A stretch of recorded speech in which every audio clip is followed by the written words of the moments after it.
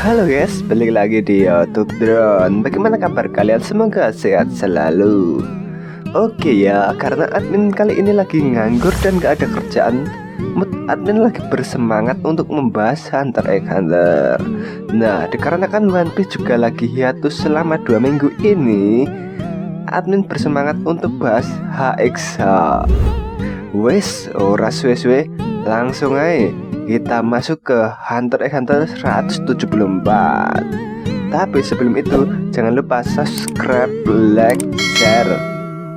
Oke, langsung saja mari kita mulai.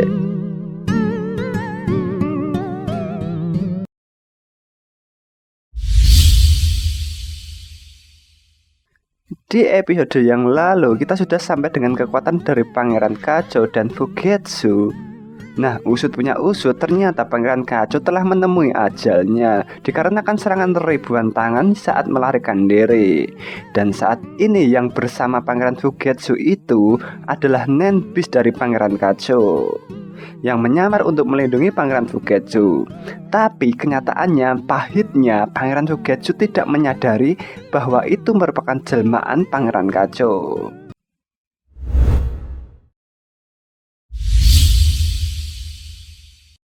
Nah, di episode Hunter x Hunter episode 174 ini kita masuk ke bagian dari Gen Eryodan, yaitu Binks, Nobunaga, Veitan sedang berdiskusi dengan Kenny Wang dan wakil bos keluarga Chart untuk bekerja sama.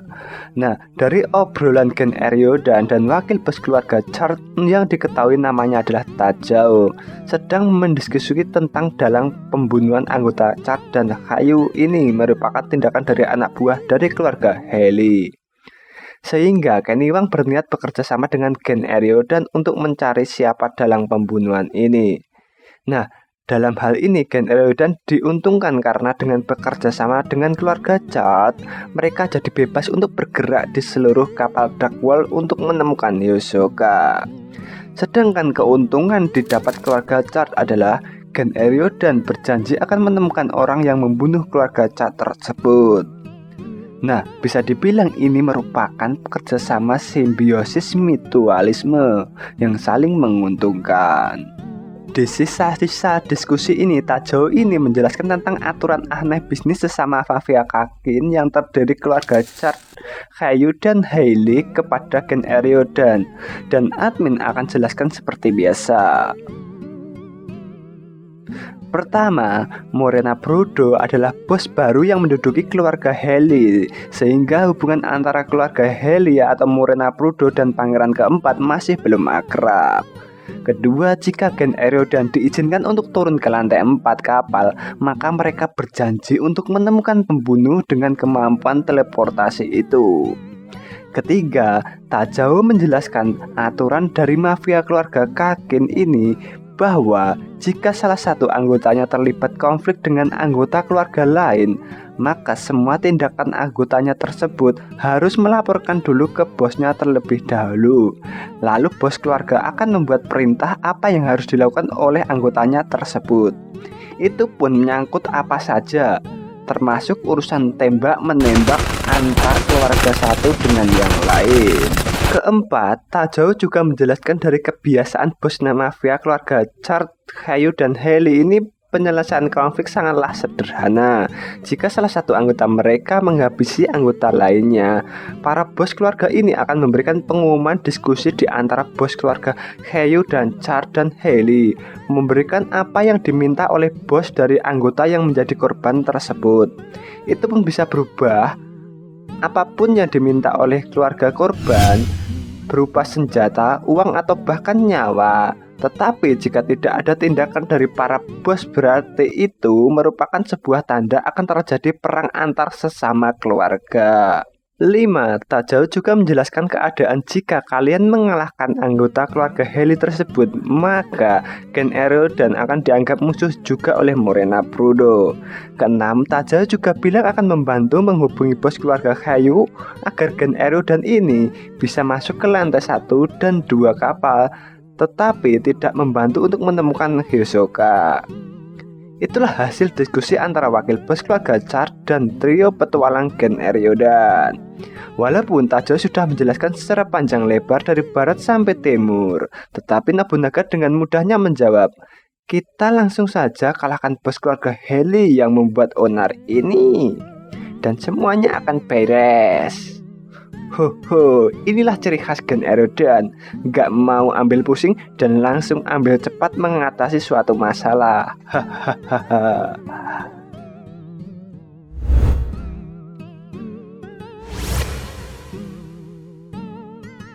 Nah, kita lanjut ke lantai 1 dan 2 ruang bos keluarga Char, Hayu, dan Heli. Yang saat ini kondisinya owner Longbao dan Brokoli ada di ruangannya, sedangkan bos dari keluarga Heli atau Morena Prudo tidak ada di ruangannya. Ini menandakan bahwa Morena Prudo sedang melakukan sebuah rencana. Kita pindah ke Pangeran Serenik. Nah, ketika Pangeran Serenik sedang berlatih dengan Theta yang merupakan pengawal pribadinya, Pangeran Serenik mendapatkan sebuah telepon. Entah dari mana telepon tersebut, kemungkinan adalah orang dari keluarga Char. Lalu dari telepon ini Pangeran Serenik mendapatkan informasi bahwa ada orang yang tak dikenal dalam keadaan hancur ada di kamar 1004. Tidak hanya itu, orang yang tadi telepon ini juga menanyakan keberadaan Morena Prudo kepada Pangeran Serenik.